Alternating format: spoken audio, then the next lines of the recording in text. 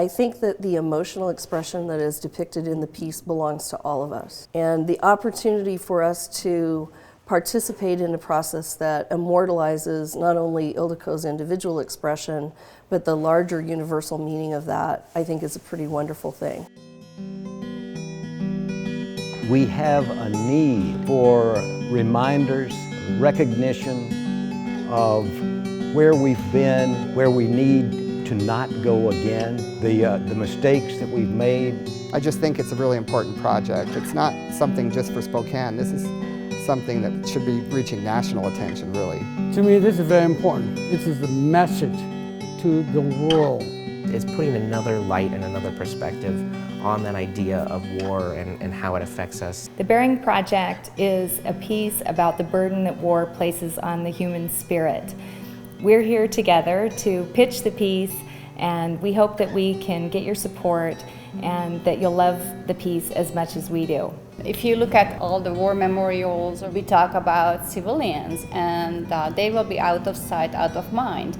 And it happens to refugees, it happens to our veterans, and it happens to their families that they are forgotten. Frequently when we see monuments to war or recognizing war, we recognize the leader, the hero, or the fallen soldier, or the person who has been taken. We sometimes forget about the toll that war takes on the spirit of those who are left behind.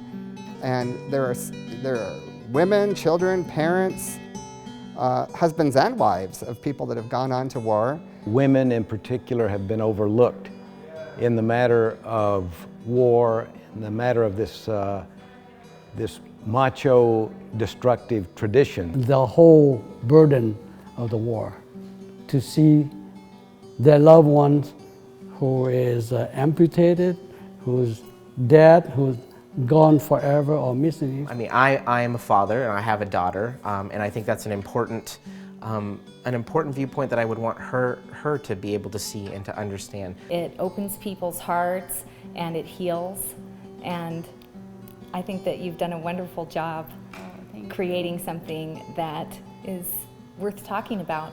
This will strike a chord in even a child's heart that can't quite enunciate why this is important. But later on, as that person rises and becomes a politician and starts voting on this or that and decides whether or not we should go to another war. It's not, some grand monument with some guy with a spear or a gun or something like that. It's the person. The figure carrying the basket, which I think helps with the message of the piece to speak to a much broader demographic than just a specific representation of a population or culture. And maybe you carry your loved ones with you, and you can be in any kind of profession. You could be a nurse, you could be a physical therapist, you could be someone who works with blind people, all of those people who came back from war or survived war. You need a public art piece, if not more, that speaks outside of that community, that brings in a perspective that we don't necessarily get faced with every day in our own community. And that's what really kind of helps build a diverse culture in a community. To make it a part of the community, to make it a statement of the community and not just of the artist. We memorialize war, but we don't talk as much about the people that are left, the people that are surviving afterwards.